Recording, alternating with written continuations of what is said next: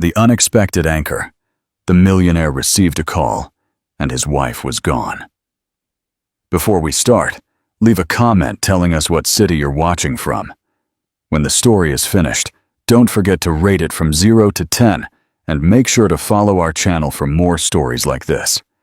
Now, sit back and enjoy every detail. Alexander. Alex Thorne adjusted his Italian silk tie while watching the Boston skyline from the glass windows of his Newbury Street office. At 30, he had built a real estate empire that made him one of the most influential men in New England.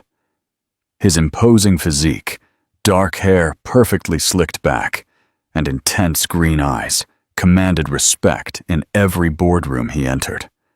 But on that October morning, his mind wasn't on the multi-million-dollar contracts resting on his mahogany desk. His thoughts flew to his home in the exclusive Beacon Hill neighborhood, where Layla, his wife of 2 years, was caring for Leo, their 3-week-old son. Layla Hayes. Thorne was everything Alex had ever dreamed of in a woman.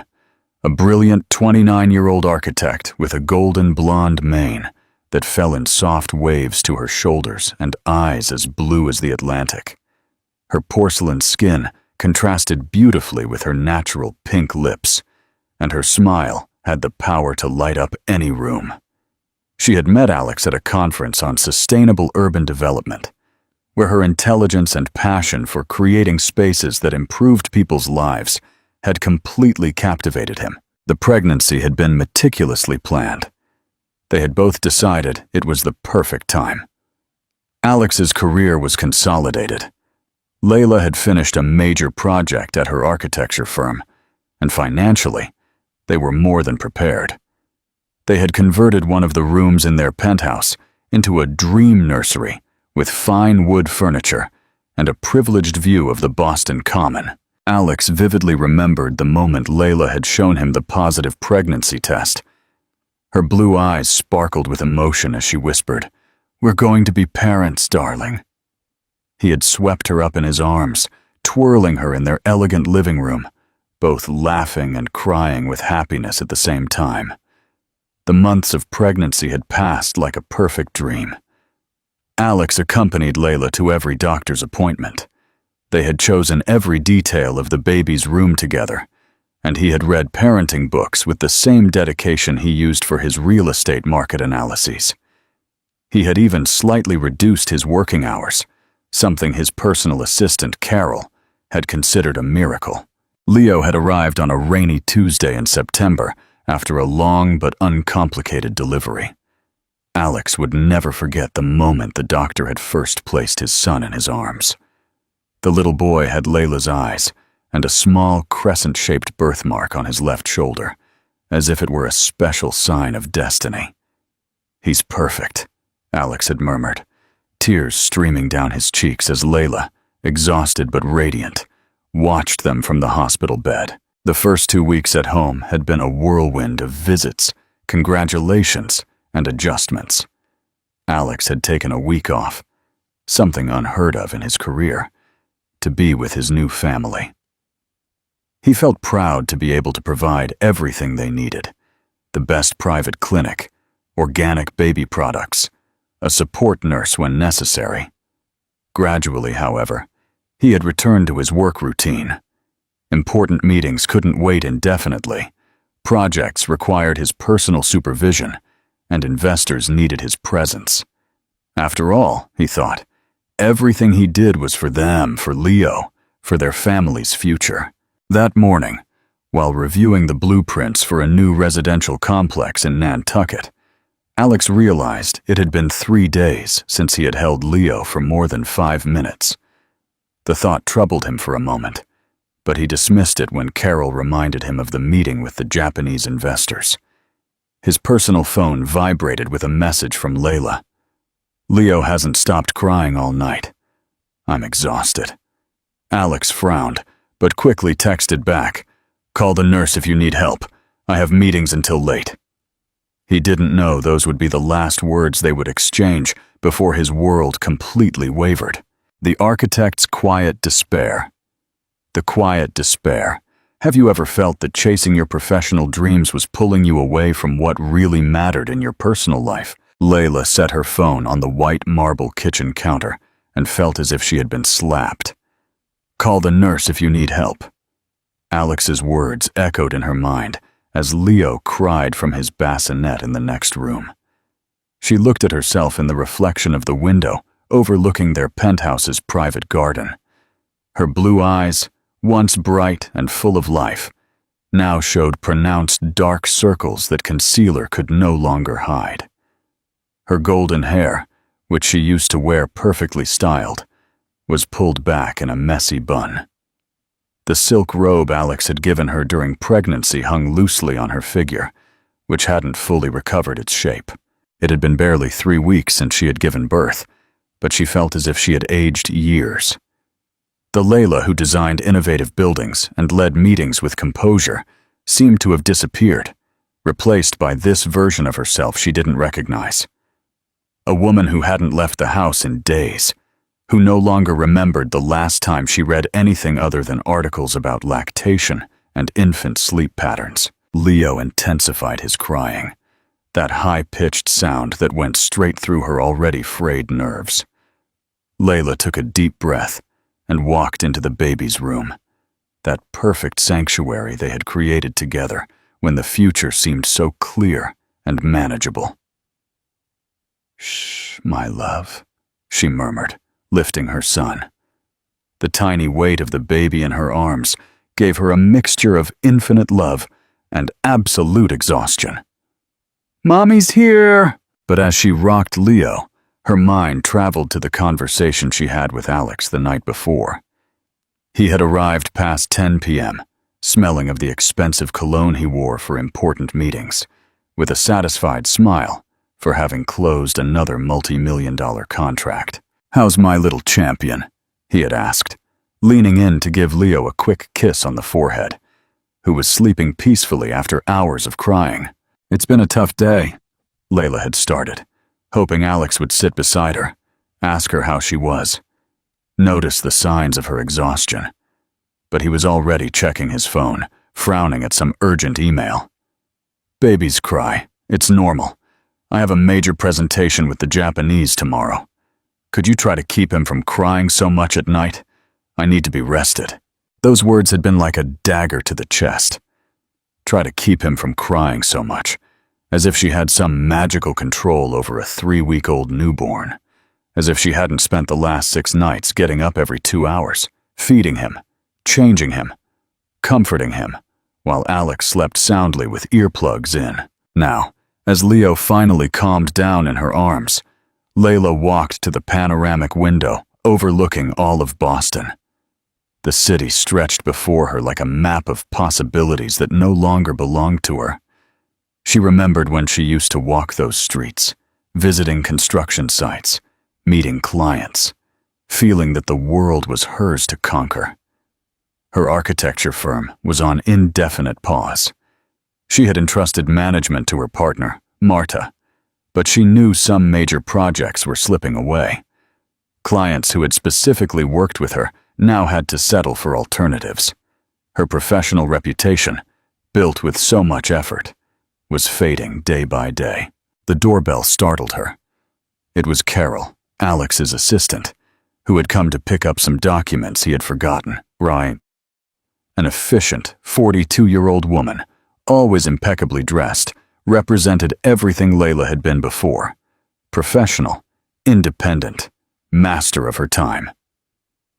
"Mrs. Thorne, excuse the intrusion," Carol said, immediately noticing Layla's state. "Are you well?" It was the first time in weeks someone had truly asked how she was. Layla felt tears threaten to spill, but she held them back. What could she say? That she felt like a shadow of herself, that she loved Leo with every fiber of her being, but that she simultaneously felt overwhelmed and alone? "Just a little tired," she lied, forcing a smile. "You know how the first few months are." Carol nodded understandingly, but Layla noticed something in her gaze. Pity, recognition, The assistant had seen many wives of successful executives. She had probably witnessed similar stories. "If you need anything at all, don't hesitate to call me," Carol offered before leaving. And Layla realized it was the first genuine offer of help she had received in weeks. When she was alone again, Layla walked to the study she had converted into an extension of Leo's room. On her desk rested half-finished blueprints, unopened architecture magazines, and a project for a cultural center she had had to turn down because it required frequent travel to Providence. She picked up her sketchbook, where she used to capture her most creative ideas. The recent pages were filled with meaningless scribbles, drawn during long nights of nursing. But then she found something, a drawing she had done while pregnant. It was the design of a house, not a commercial building, but a home. She had written in the margin, "For when we are a complete family." The irony hit her like a cold wave. Technically, they were already a complete family. They had everything they had dreamed of: the baby, the perfect house, financial stability. But she felt more alone than ever. Her phone vibrated with a message from Alex. Meeting ran long. "We'll be late. Don't wait up." Layla looked at the message and then at Leo, who was sleeping peacefully in her arms. For the first time since her son was born, a dangerous idea began to form in her mind. An idea that frightened her with its clarity and determination. Perhaps it was time for Alex to truly understand what it meant to be a father. The CEO's blind spot. The blind spot. Alex reviewed the presentation for the Japanese investors for the third time that afternoon. The numbers were perfect, the projections promising, and the design of the Nantucket residential complex represented his firm's most ambitious expansion into the Asian market. Everything had to be impeccable.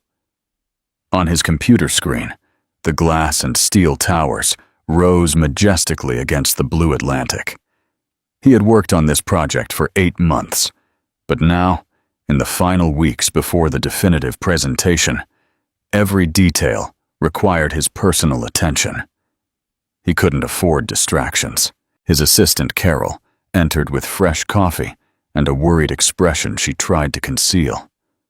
Alex knew her well enough to notice that something was troubling her, but he chose not to ask. He had exactly 4 hours to finalize the financial proposal details. "Mr. Thorne, have you spoken to your wife this morning?" Carol asked, arranging some documents on his desk with nervous movements. Alex looked up from his papers, slightly irritated by the interruption. "Why do you ask?" "Yesterday, when I went to pick up the documents." Carol hesitated for a moment. "She seemed very tired, more than usual." Alex sighed, running a hand through his hair. "It's natural, Carol. We just had a baby. All mothers go through an adjustment period." But even as he spoke those words, a small voice inside him whispered that perhaps he should have paid more attention to the signals Layla had been sending him. The increasingly short texts, the dark circles he could no longer ignore when he came home, the way she no longer told him details about her day with Leo. Carol nodded, but Alex noticed she didn't seem convinced. "Maybe you could go home a little earlier today." "Impossible. After the meeting with the Japanese, I have dinner with the local investors.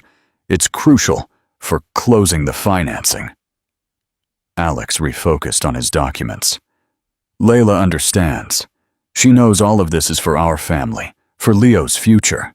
What Alex didn't know was that at that very moment, Layla was sitting on their living room sofa, with Leo sleeping in his stroller beside her, making the hardest decision of her life.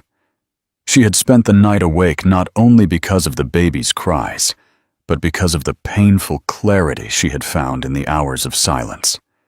She had reviewed every conversation, every gesture, every moment when she had subtly asked for help and been ignored or misunderstood. The letter lay written on the glass coffee table, drafted in the early hours of the morning, while Leo slept one of his few deep sleeps.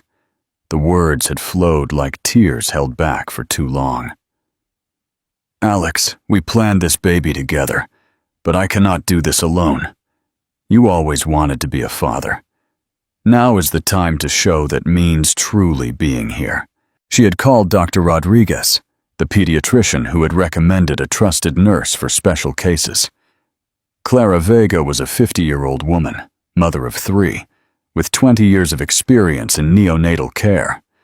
Layla had hired her not as a permanent solution, but as a bridge toward the transformation she knew was necessary.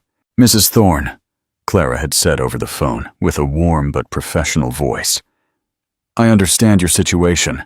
I've seen many similar cases. Are you sure this is the right decision?"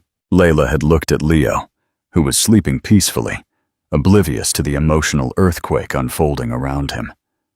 "I love my son more than my own life, Clara, and precisely because of that, I need to do this. His father has to truly understand what it means to be a parent."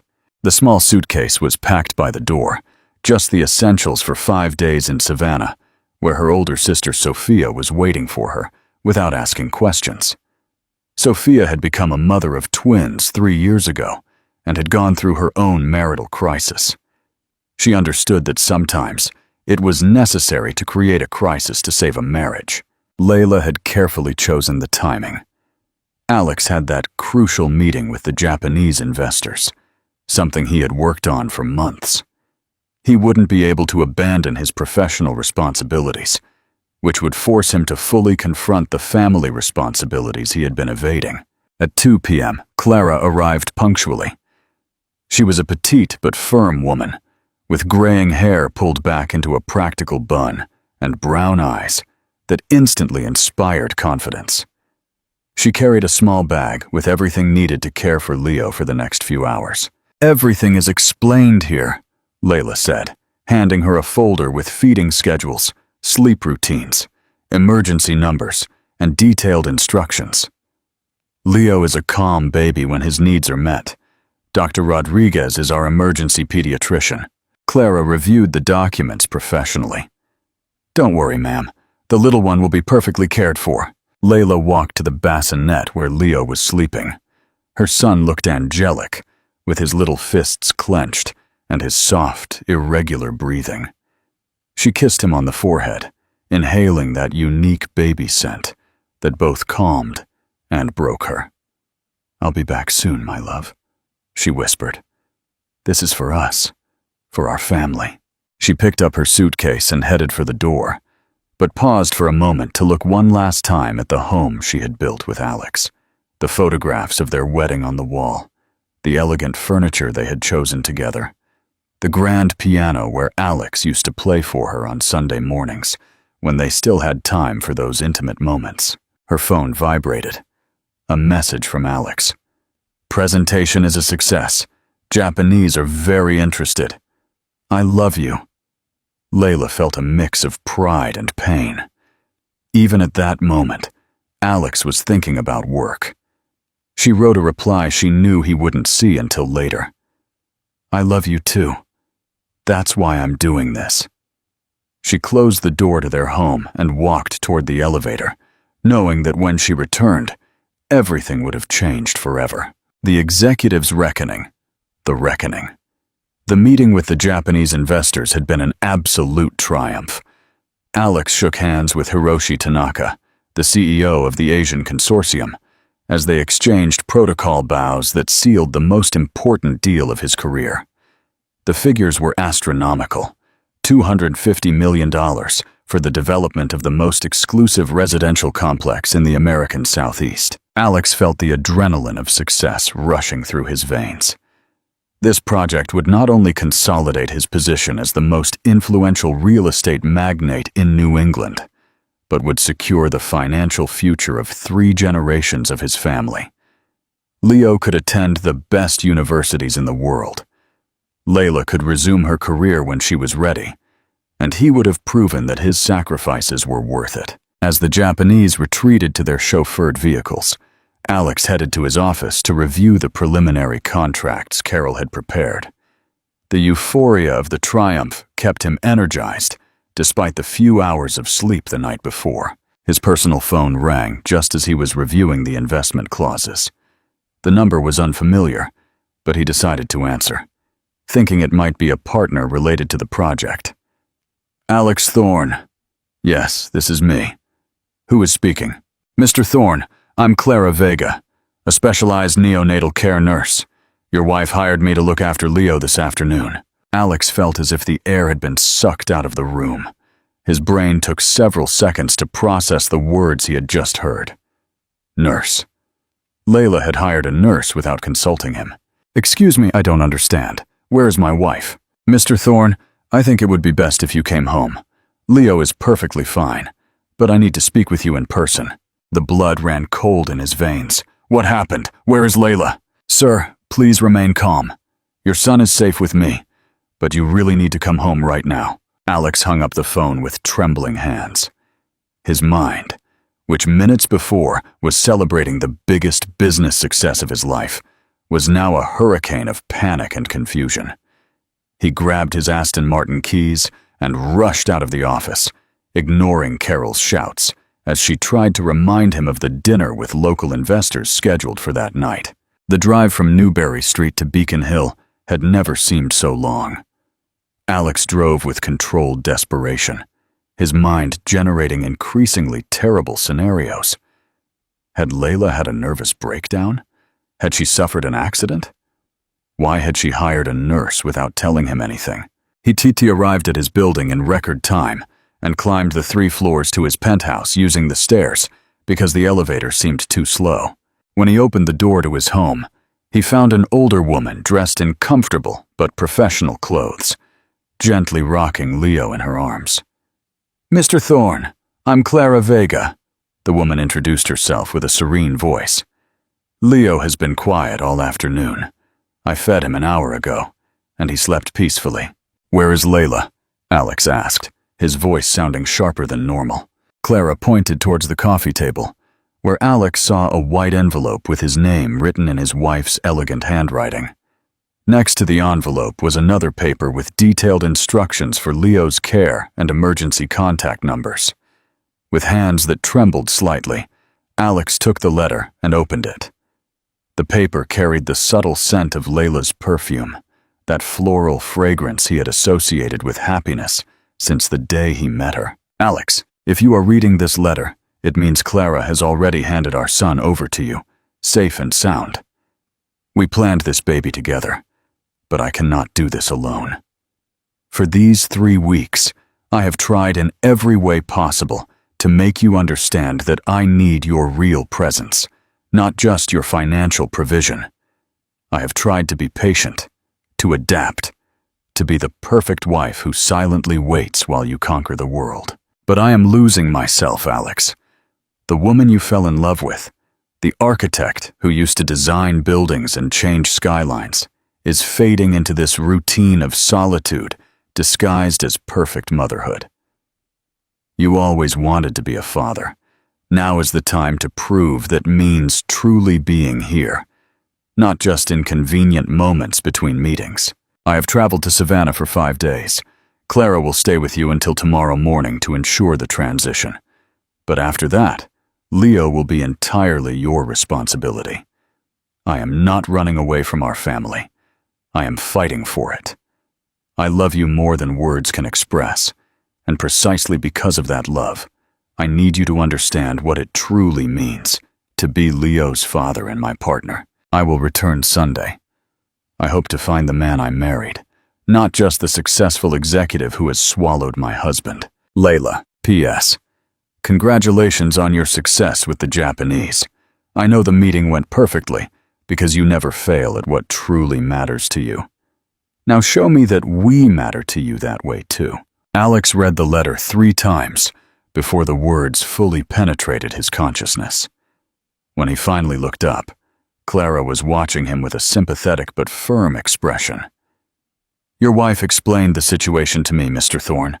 She is a very intelligent woman who loves her family deeply. Alex collapsed onto the sofa, still holding the letter.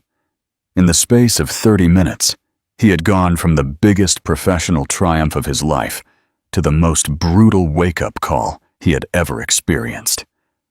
Leo began to cry softly in Clara's arms, as if sensing the emotional tension filling the room. "What am I supposed to do?"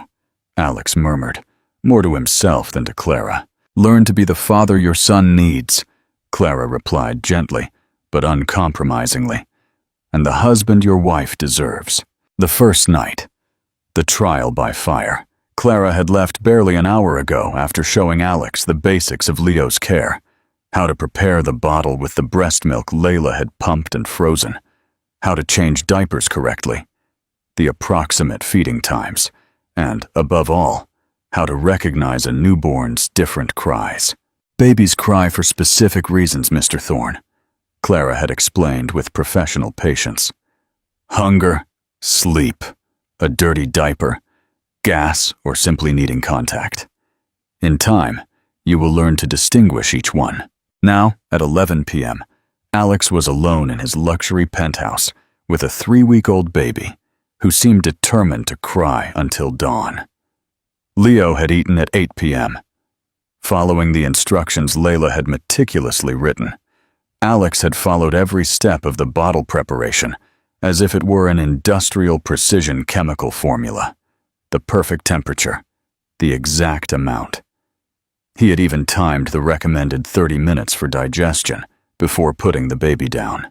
But Leo had other plans. Alex walked the hallway connecting the living room to the master bedroom, rocking his son with clumsy but determined movements.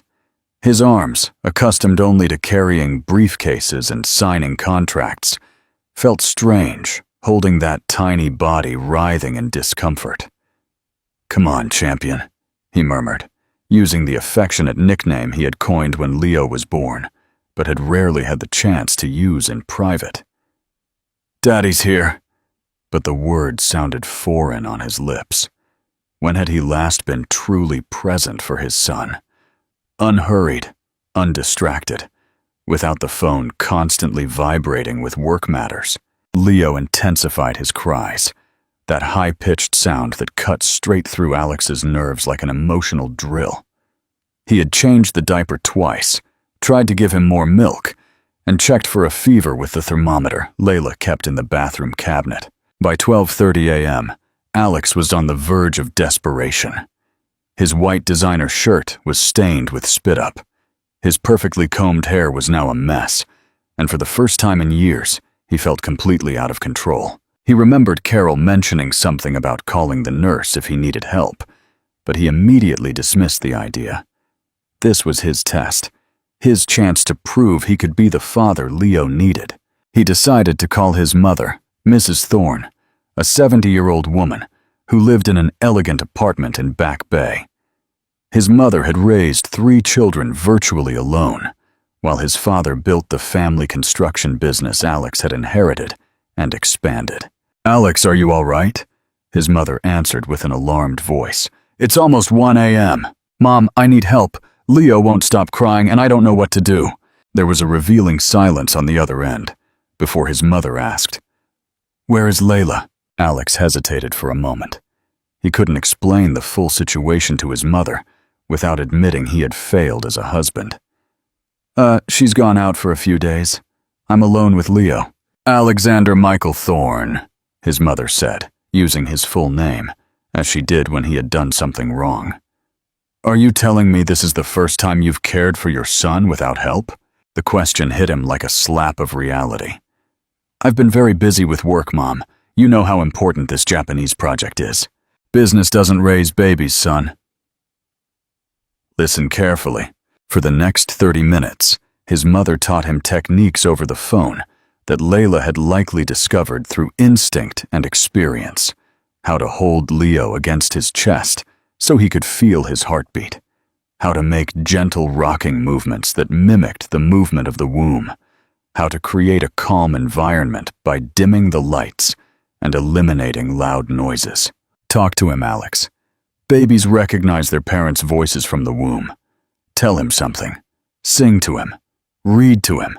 Alex felt ridiculous at first, but he began to tell Leo about the Nantucket project, about the glass skyscrapers that would rise by the sea, about the families who would live in those apartments overlooking the Atlantic.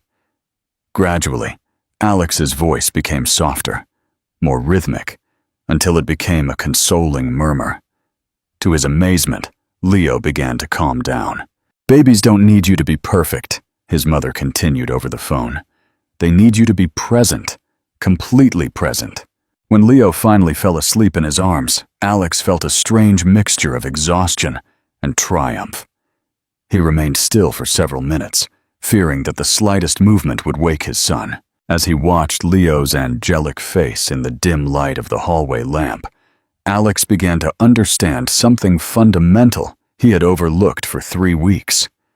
This small human being was not a project he could delegate, not a responsibility he could manage from a distance like his real estate investments. Leo was his son. His son needed not only financial provision, but emotional presence, real time, complete attention. At 2 a.m., when he finally managed to put Leo down in his crib without waking him, Alex walked to the study where Layla used to work on her architecture projects. On the desk, he saw half-finished blueprints, creative sketches, and a photograph of the two of them, the day they had bought the penthouse. In the photograph, Layla smiled radiantly as he kissed her cheek, both holding the keys to their new home. They looked like a couple who had the whole future ahead of them, who had conquered the world together. When had he started living as if work were more important than the extraordinary woman he had chosen to share his life with? Alex picked up his phone and typed a message he knew Layla wouldn't read until morning. First night completed. "Leo is fine. I'm starting to understand. I love you." But before sending it, he deleted it. Words weren't enough. Layla didn't need empty promises sent from the comfort of a text message. She needed facts. She needed him to truly become the father and husband he had promised to be. Alex returned to Leo's room and settled into the armchair next to the crib, determined to spend the whole night there, watching his son sleep and beginning the most important transformation of his life, the 5-day transformation. The new definition of success. The second day began at 6 a.m. with Leo's cries echoing throughout the penthouse. Alex woke up in the armchair next to the crib with a backache that reminded him he was no longer 25. But for the first time in weeks, he had immediately heard his sons crying. Without needing Layla to wake him, he headed to the kitchen barefoot, still in the wrinkled shirt from the day before, to prepare the bottle. Following the instructions he now knew by heart. As he warmed the milk, he realized he had automatically canceled all his meetings for the day without even consciously thinking about it. Carol had called 3 times the night before, asking why he had missed the dinner with local investors, but Alex had sent his apologies by text without detailed explanations. For the first time in his career, business would have to wait. Leo calmed down after breakfast, but Alex soon discovered that caring for a baby did not consist of isolated feeding moments, but constant attention that required a completely different mental presence than he was used to in boardrooms.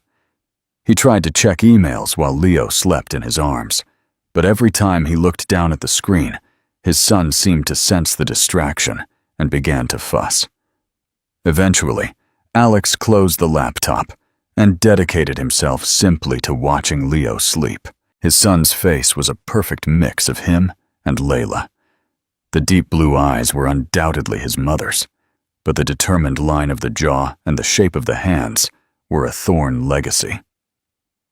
For the first time, Alex allowed himself to truly study those features, memorizing every detail, marveling at the miracle that this little being was part of him and the woman he loved. The second challenge came at bath time. Layla had left precise instructions, but the reality of holding a slippery baby in warm water while trying to clean him carefully was infinitely more complex than any business negotiation he had faced. Leo seemed to enjoy the water, gently splashing his tiny feet, and Alex found himself genuinely smiling for the first time in days. There was something deeply satisfying in those simple gestures, washing Leo's silky hair, drying his delicate skin, dressing him in the little blue pajamas Layla had carefully chosen. "You're stronger than you look, aren't you, champion?" Alex murmured as he buttoned the pajamas. "Just like your mom." The thought of Layla brought a pang of pain and nostalgia. Where was she at that moment? Was she thinking about them? Did she regret her decision? Or was she relieved to be away from the routine that had been smothering her? The third day brought an unexpected visit. Carol appeared at the door with a bag of groceries and an expression of maternal concern that Alex rarely saw in his efficient assistant. "Mr. Thorne, let me help you," she said, immediately noticing his disheveled appearance and the dark circles that now marked his face. "You can't live on coffee and crackers while caring for a baby." Carol took over the kitchen with her characteristic efficiency, preparing nutritious meals Alex could eat with one hand while holding Leo with the other. But more important than the food was the conversation that arose as she organized the chaos that had overtaken the penthouse. "You know, Mr. Thorne," Carol said, "in all the years I've worked for you, I've never seen you so present." Alex looked at her curiously as he rocked Leo, who was fighting his afternoon sleep. "Present," Carol repeated. "You have always been a successful man, but you were always mentally in the next meeting, the next project, the next challenge. Now, you are here, truly here." Those words resonated with Alex for hours after Carol left. When had he last been completely present in a moment, without mentally planning the next step, without checking his phone, without dividing his attention between multiple priorities? The answer made him uncomfortable. Possibly never, at least not since he had started building his business empire. That night, as Leo slept peacefully after a successful night feeding, Alex walked through his home, seeing it with different eyes. The elegant furniture, the carefully selected artworks, the panoramic view of Boston that had been the deciding factor in buying this penthouse. All of that had been important to him just a week ago. Now, the only thing that truly mattered was the small monitor he carried in his pocket to listen to Leo's breathing, and the hope that when Layla returned, she would find a different man from the one she had left. He paused in front of the hallway mirror and truly saw himself for the first time in days. His hair was disheveled. He had a 3-day beard. His clothes were wrinkled and stained, but his eyes had a different intensity. It was no longer the calculating gaze of the real estate magnate, but something deeper, more vulnerable, more human. Alex thought of the presentation to the Japanese investors, which now seemed like something that happened in another life. The success he had felt so intensely just 3 days ago had faded like smoke before the reality of holding his son in his arms all night when he had colic. His phone vibrated with a message from his senior partner. "Japanese are asking when we can sign the final contracts. Are you available tomorrow?" Alex stared at the message for several minutes before responding. "Occupied with urgent family matters. Reschedule for next week." It was the first time in his career he had postponed a contract signing for personal reasons. And strangely, he didn't feel anxiety, but a sense of priorities finally ordered correctly.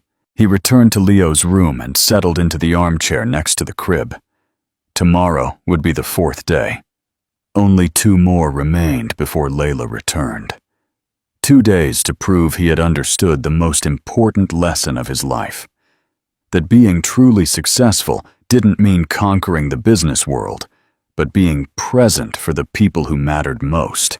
As he listened to Leo's soft, regular breathing, Alex felt something he hadn't experienced in years. A deep peace that didn't depend on any external achievement, but simply on being exactly where he needed to be. The test of fire and the final letter. The return. The 5th day dawned with a soft rain misting the panoramic penthouse windows, creating an intimate atmosphere Alex had learned to appreciate during those days of transformation. Leo had become his complete universe, and for the first time in his adult life, Alex experienced what it meant to live moment to moment, without the constant obsession with planning the future. He had developed a natural routine with his son, waking at 6 a.m., the morning bottle, playtime on the soft blanket Layla had placed on the living room floor, the mid-morning nap. Each activity required his complete attention, and Alex had discovered a profound satisfaction in that simplicity. As he prepared breakfast for Leo, his mind couldn't help but think of Layla. Tomorrow she would return. Tomorrow he would know if the transformation he felt internally was enough to repair the damage he had caused with his emotional absence. Would he be able to maintain this new version of himself when the pressures of work returned? Could he find the balance between being the provider his family needed and the present father Leo deserved? His mother had called every day to check how he was handling the situation, and Alex had noticed the growing pride in her voice. "You sound different, my son," she had told him the night before. "You sound like your father when you were a baby, before the business completely consumed him." That comparison had hit him like a flash of lucidity. His father had been a successful but absent man who had built a business empire at the cost of missing his children's childhoods. Alex had sworn not to repeat that pattern, but unknowingly, he had been following the exact same steps. At 11 a.m., while Leo slept peacefully in his crib, Alex decided to do something he hadn't done in years. Call his younger sister, Sophia, who lived in Providence with her 2 young children. "Alex, are you okay? You never call me without a specific reason," Sophia replied with obvious surprise. "I'm learning to be a father," Alex admitted, surprising himself with the vulnerability in his own voice. Sophia remained silent for a moment before asking softly, "Where is Layla?" Alex told her the complete story. The letter, Layla's decision to travel to Savannah, the 5 days he had spent alone with Leo. Sophia listened without interruption, and when he finished, his sister sighed deeply. "Layla is very brave," she finally said, "and very intelligent. You know Dad was never truly present for us, right? Mom raised us virtually alone." "I know, and I've been repeating the same pattern, but recognizing it is the first step to changing it." "How do you really feel taking care of Leo?" Alex reflected on the question while watching his son sleep. "At first it was terrifying, completely out of my control. But now I understand why Layla has been so in love with him since day one. It's impossible not to be completely present when a baby needs you." The conversation with Sophia reassured him, but also intensified his anxiety about Layla's return. Would it be enough to have learned to change diapers and prepare bottles? Or did she need to see deeper changes in his character, his priorities, his definition of success? At 2 p.m., when Leo woke up from his nap, with unusually intense crying, Alex immediately knew something was different. The crying was not due to hunger or sleep, but something more distressing that activated all his alarm instincts. Leo had a fever. The digital thermometer read 100.8 degrees, 38.2 degrees Celsius, and Alex felt as if the world were reeling beneath his feet. He had managed multi-million-dollar business crises with serenity, but the idea that something could be wrong with his son terrified him in a completely new way. He immediately called Dr. Rodriguez, the emergency pediatrician Layla had included in the contact list. The secretary told him the doctor was in surgery, but that he could take Leo to the emergency room or wait until 5 p.m. for a phone consultation. Alex didn't hesitate for a second. He wrapped Leo in a soft blanket, grabbed the diaper bag he had learned to prepare automatically, and headed for Boston Children's Hospital. During the taxi ride, with Leo crying weakly in his arms, Alex experienced a type of fear he had never known. It wasn't the calculated fear of losing a deal or facing fierce competition. It was a primitive, visceral terror that connected him with something fundamental in his human nature, a father's protective instinct. "Please, Leo, hold on," he whispered as the taxi navigated Boston traffic. "Daddy's here. Daddy won't leave you." In the pediatric emergency room, Alex became a completely different version of the real estate magnate who was known for his control and authority. He was simply a worried father, willing to do anything to ensure his son's well-being. The on-duty doctor, examined Leo with reassuring professionalism. "It's normal for babies to develop mild fevers during their first few weeks," she explained while checking his vitals. "Their immune system is adjusting to the outside world." "Are you sure he's okay?" Alex asked, unable to conceal the anxiety in his voice. "Completely sure. The fever is already coming down, and all his vitals are normal." "Are you a first-time father?" Alex nodded, feeling a mix of relief and vulnerability. "It shows," the doctor smiled understandingly. "But you did exactly the right thing, bringing him in immediately. That speaks very well of your paternal instincts."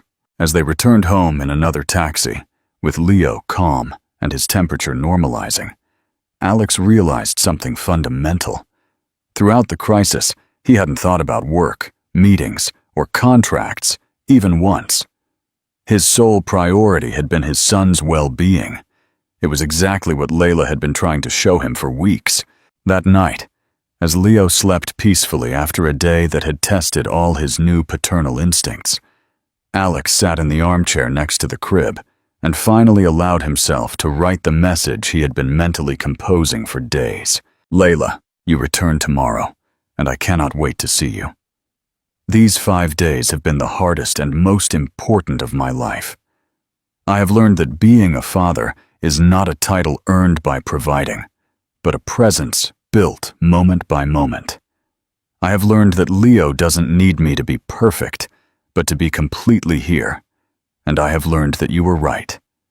I can't do this alone, but not because I'm incapable, but because I want to do this with you as a team, as true partners. I love you more than I can ever express, and I hope you will give me the chance to show you that the man who returns to work Monday will be different from the one who left last Tuesday. Leo and you deserve nothing less than my best version." This time, he didn't delete the message. He sent it and stayed awake, waiting for a reply that he knew might not arrive until she was ready to talk face to face. Tomorrow would be the day of truth. The day of truth. The reconciliation. Layla slowly walked up the steps to her home, each step loaded with a mix of anticipation, nervousness, and hope that had grown during the 5 days in Savannah. Her sister Sophia had accompanied her to the train station that morning with words of encouragement. "You've been brave, Layla. Now see if Alex has been brave enough to change." It was 4 p.m. on Sunday, and Boston glowed under an October sun that turned the brick buildings into golden jewels. She carried a small travel suitcase and a heart divided between the hope of finding the man she had fallen in love with and the fear of discovering that nothing had truly changed. She had read Alex's message the night before, and every word had resonated in her soul with a sincerity she hadn't heard in months. But words were easy. The true test would be seeing if the transformation he described was genuine or merely a temporary reaction to a crisis. When she reached the door of her penthouse, Layla took a deep breath before using her key. She hadn't announced the exact time of her arrival. She wanted to see the reality without prior preparation, without performance. When she opened the door, the first thing she noticed was the silence. Not the tense silence that had characterized their home in recent weeks, but a deep, cozy calm. She left her suitcase by the entrance and walked softly inside. What she saw took her breath away. Alex was sitting on the living room sofa with Leo nestled against his bare chest, both asleep in a position that spoke of mutual intimacy and comfort. Her husband looked completely different. He had several days' beard, his hair was disheveled, and he wore only cotton pants, but it was his expression that moved her most deeply. Even asleep, his face showed a serenity she hadn't seen in years. On the coffee table were remnants of what appeared to have been lunch, a plate with pasta leftovers, a half-finished bottle, and, surprisingly, a baby care book open to a chapter on sleep routines. Layla approached silently and sat in the armchair opposite them, simply observing the image she had dreamed of but had never seen. Alex, completely present, completely relaxed, completely connected with his son. Leo opened his eyes first, as if sensing his mother's familiar presence. His small blue eyes fixed on her, and Layla saw a flicker of recognition that filled her with joy. Her baby had visibly grown in 5 days and seemed calmer, more secure. Leo's movement woke Alex, who slowly opened his eyes. When he saw Layla sitting across from him, his expression went through a sequence of emotions: surprise, joy, vulnerability, and something deeper she took a moment to recognize: gratitude. "Hello," Alex murmured, his voice hoarse with sleep but laden with emotion. "Hello," Layla replied, feeling that the words were inadequate for the moment, but the only ones she could utter. They looked at each other in silence for several seconds, Leo serving as a quiet bridge between them. Alex slowly sat up, careful not to fully wake his son. How was your trip?" Alex asked. "Clearly, nurse. Necessary," Layla replied honestly. "How were you two?" Alex looked at Leo and then back at her, and Layla saw a depth in his eyes that she had desperately missed. "They were the hardest and most revealing 5 days of my life," he said, with a sincerity that cut straight to Layla's heart. "I understood everything you had been trying to tell me. I understood what it means to be truly present." Layla felt tears threaten to spill, but she held back. She needed to see more. She needed to be sure. "Tell me," she said simply. For the next hour, Alex narrated every day. The initial panic, the call to his mother, the sleepless nights, the small discoveries, Carol's visit, Leo's fever crisis the day before. He spoke with a vulnerability Layla hadn't seen since the first months of their relationship, when they were both just 2 young professionals slowly falling in love. "The night Leo had a fever," Alex continued, "I realized something fundamental. Throughout the entire crisis, I didn't think about work, meetings, or contracts even once. Only he existed. Only protecting him, caring for him, making sure he was okay existed." Layla watched as Leo had completely relaxed in his father's arms, as if those arms were now a familiar and safe refuge. "And what happens when you go back to work tomorrow?" Layla asked, voicing the question that had been tormenting her during the return trip. Alex looked directly into her eyes. "I've been thinking about that constantly. I can't promise you it will be perfect, that there won't be struggles to find balance, but I can promise you that you will never be invisible to me again. Never again will our son be a project I delegate while I conquer the business world." He slowly stood up, walked toward her, and offered her Leo. When Layla took her son into her arms, she felt a completeness she had missed deeply. But she also noticed something different in the way Alex watched her. It was no longer the distracted gaze of the busy executive, but the complete attention of the man who had chosen her as his life partner. "Layla," Alex said, kneeling in front of her, "I know words aren't enough after everything I put you through, but I need you to know that these 5 days have taught me who I truly want to be, not just as a father, but as your husband." Layla felt her heart race. "And who do you want to be?" "I want to be the man who is present in the small moments, who knows Leo's schedule by heart because he lives it with you, who comes home and genuinely asks, 'How was your day?' because he truly wants to know, who understands that real success is not measured in signed contracts, but in our son's smiles and the peace in your eyes." Alex took her free hands in his. "I want to be your true partner in this parenting adventure. Not the silent provider, but your team." Layla studied his face, looking for any sign that this was a temporary performance motivated by the crisis.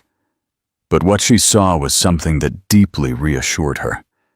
Alex had changed not only in his actions, but in his essence. There was a calm in him that did not come from having solved a business problem, but from having found his true place in life.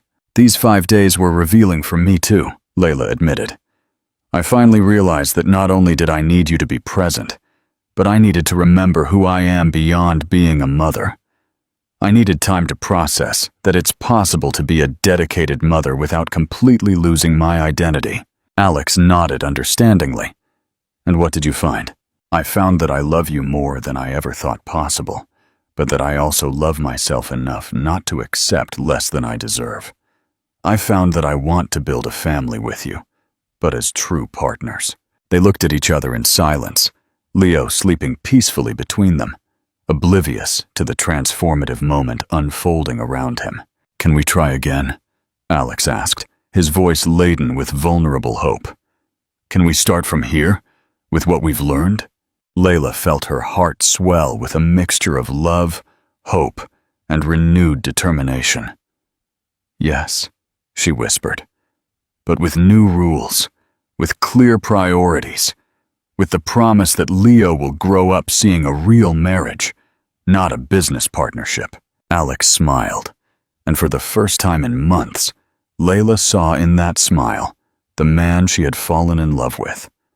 Vulnerable, authentic, completely present. "Completely, I accept all conditions," Alex murmured, leaning in to kiss her softly.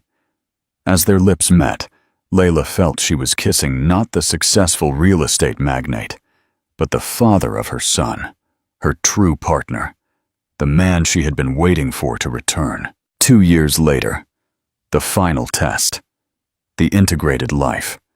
3 weeks after Layla's return, life in the Beacon Hill penthouse had found a completely different rhythm. It was a Monday morning, and Alex was in the kitchen preparing coffee for both of them, while Layla fed Leo in the living room sofa. The scene would have been impossible just a month earlier, when Alex was leaving the house before either of them woke up. "The Japanese confirmed the meeting for 10 a.m., Alex commented as he brought Layla her cup, but immediately added, "But I told them I have an unbreakable commitment at 12. Layla looked at him curiously. "What commitment?" Alex smiled with a mix of pride and shyness. "Leo's appointment with the pediatrician for his monthly checkup. And after, I thought we could have lunch together at that cafe you like near the Boston Common." It was a radical change that still surprised Layla. Alex had completely restructured his schedule to include family moments not as interruptions, but as genuine priorities. He had hired 2 senior associates to delegate less crucial meetings and had established clear boundaries about his availability after 7 p.m. The transformation had not been without challenges. The first days after the reconciliation had tested both their resolve in unexpected ways. Carol had initially expressed concern when Alex began rejecting business dinners and last-minute trips. "Mr. Thorne, clients might interpret this as a lack of dedication," she had warned. But Alex had responded with a conviction that surprised even his efficient assistant. "Carol, my dedication has never been in doubt, but dedication without balance is not sustainable. Clients who don't respect that are not clients. We want long-term." Surprisingly, Alex's renewed focus had resulted in better quality work. His decisions were more thoughtful, his negotiations more strategic, and his reputation as a focused, reliable executive had grown among his partners. The true test had come the second week when Hiroshi Tanaka had called from Tokyo, requiring an urgent presentation on a Saturday morning. The old Alex would have canceled any personal plans immediately. "Mr. Tanaka," Alex had said, with diplomacy but firmness, "I would be delighted to schedule that presentation for early Monday. Or if the urgency requires it, I can prepare a detailed report that we can review via video conference Sunday evening, Boston time." Layla had watched that conversation from the door of her study, where she had begun working again on selected architecture projects. It had deeply reassured her to see that Alex was not simply postponing his ambitious nature, but redefining what professional success meant. That same Saturday, instead of being in a conference room, Alex had taken Leo to the park, while Layla worked on the design of a public library for a town near Vermont. When they returned, Alex had enthusiastically described how Leo had reacted to the sounds of other children playing, as if it were the most important business achievement of the year. The transformation of their marital relationship had been equally revealing. The nightly conversations had returned, but with a new depth. They were no longer just logistical updates about schedules and responsibilities, but genuine exchanges about dreams, concerns, and visions for their family's future. "You know what surprises me most?" Layla had told him one night over dinner after putting Leo to bed. "It's not just that you're more present, it's that you seem happier." Alex had reflected on those words for days. She was right. The constant anxiety that had characterized his professional life had transformed into a deeper, more sustainable satisfaction. He remained ambitious. He continued to pursue excellence in his projects, but from a foundation of personal security he had never experienced before. That Monday morning, as he prepared for the meeting with the Japanese, Alex looked at himself in his dressing room mirror. He wore the same type of Italian suit that had always been his professional armor, but he felt completely different wearing it. It was no longer a mask he put on to conquer the business world, but simply the appropriate attire for the professional version of a man who had his priorities straight. "Nervous about the presentation?" Layla asked, appearing in the doorway with Leo in her arms. "Confident," Alex replied, leaning in to kiss his son's forehead. "We have a solid proposal. The numbers are exceptional, and if they approve the project, perfect. If not, there will be other projects." It was an attitude that would have been unthinkable a month earlier. Alex had learned that his worth as a person and a professional did not depend on winning every business battle, but on maintaining an integrity that honored all facets of his life. The Blackstone offer.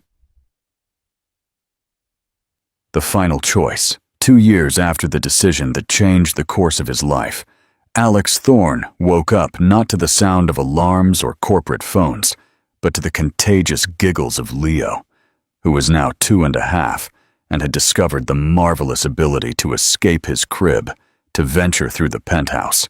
Alex opened his eyes to find his son standing by the bed, his blonde hair tousled and Layla's blue eyes shining with mischief, holding his favorite stuffed animal, a small architect with a yellow hard hat that Layla had specially designed for him.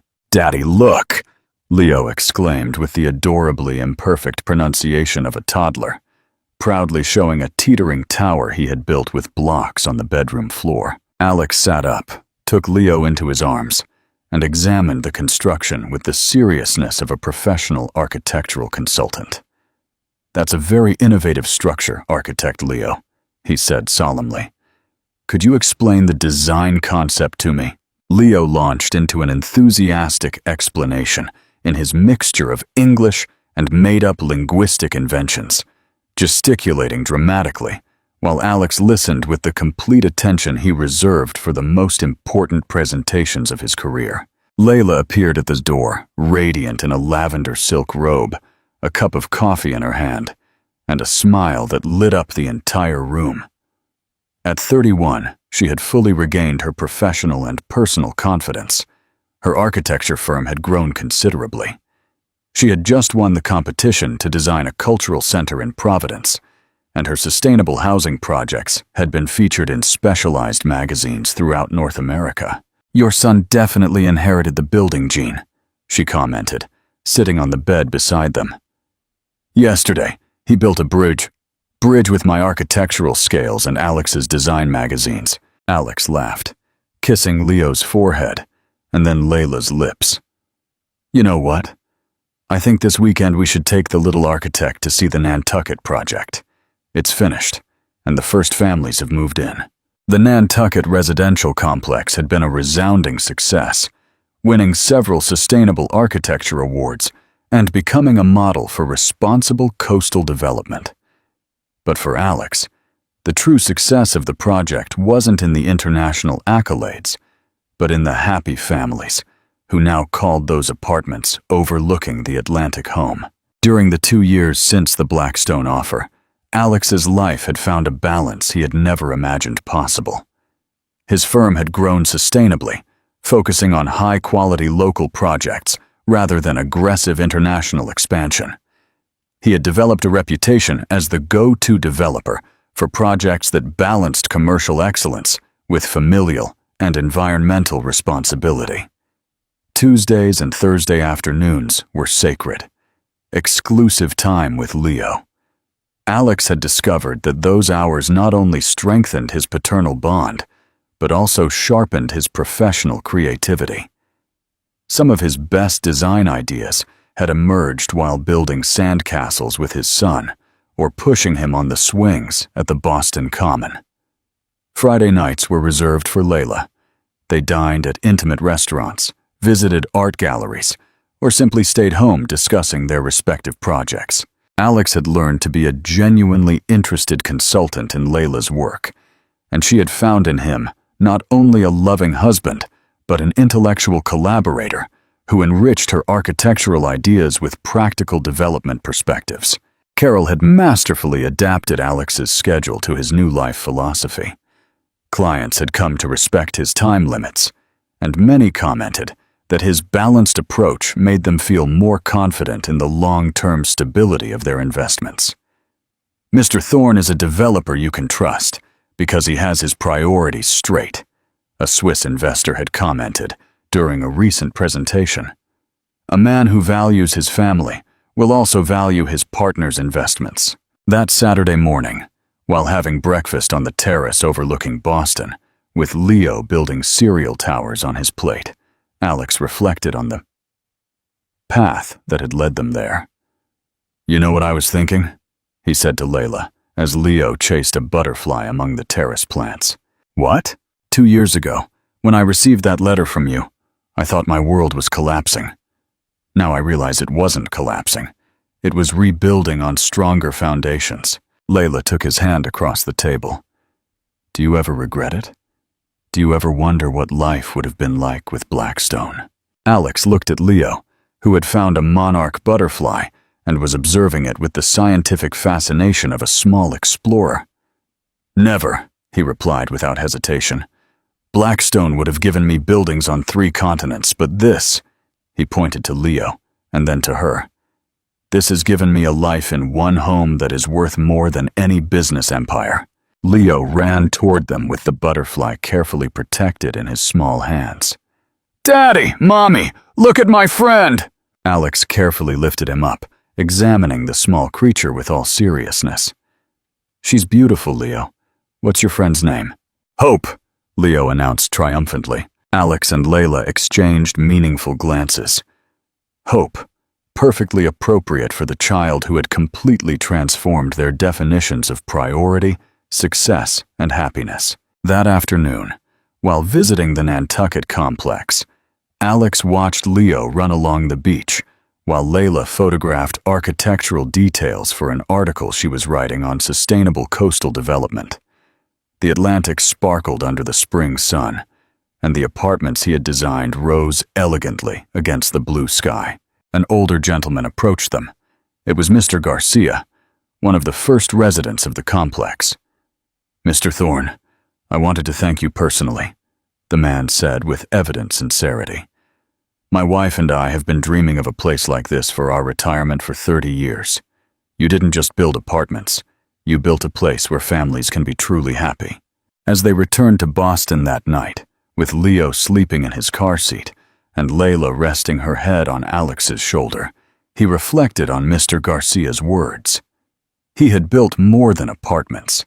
He had built spaces for families to flourish, and in the process, he had learned to build his own family in a way that honored both his professional ambitions and his personal commitments. His phone vibrated with a text message. It was from Richard Blackstone. Thorne saw the Nantucket article in European Development Quarterly. Impressive work. Ever consider international consulting on flexible family terms? Alex smiled, but didn't reply immediately. He had a policy of not checking work messages during family time, a rule he had religiously maintained for 2 years. Instead, he looked in the rearview mirror at Leo, who slept with his little architect plushie hugged against his chest, and then at Layla, who had opened her eyes and was smiling at him with that expression of absolute contentment he had learned to recognize as the most reliable indicator that he was living correctly. "What are you thinking about?" Layla murmured. "That 2 years ago, I wondered if I was making the right choice by choosing family over career. Now I understand. It was never a choice between one thing or the other. What was it then?" Alex stopped at a traffic light and turned to look at her fully.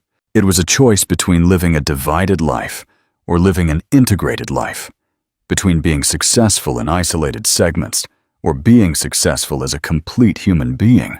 When they arrived home and tucked Leo into bed, Alex and Layla sat on the terrace with glasses of wine, watching the Boston lights spread before them like a map of endless possibilities. "You know what I love most about our life now?" Layla asked. "What?" "That I don't feel like I'm competing with your work for your attention. I feel like we are partners in everything. In raising Leo, in our careers, in building something beautiful together." Alex kissed her softly. "It's because I finally understood that work and family don't have to be opposing forces. They can be part of the same vision of a life lived." That night, as he drifted off to sleep with Layla nestled against his side, and the monitor from Leo's room whispering softly, Alex felt the deep satisfaction of a man who had found his true place in the world. He was not the international magnate he had imagined being at 35. He was something better, a present father, a true husband, a respected professional, and a man who had learned that the most lasting success is measured not in the buildings you construct for the world, but in the life you build for the people you love. The next day, he would answer Blackstone's message. Maybe there were consulting opportunities that could work within his new definition of balance. Or maybe not. Either way, he was fine, because he had learned that the truly important opportunities are not the ones that require you to sacrifice who you are, but the ones that allow you to be more completely the person you are meant to be. Conclusion and final. Call to action. In a world where professional success often seems to require sacrificing personal life, do you believe it is possible to find an authentic balance, or do you always have to choose between ambition and family? What truly defines a successful life for you? Your participation means a lot to the channel. Please share your reflections in the comments. Thank you for watching. If you liked the story, subscribe to our channel and leave a comment telling us what you thought. Your comments and support mean a lot to us. Stay tuned for more exciting stories.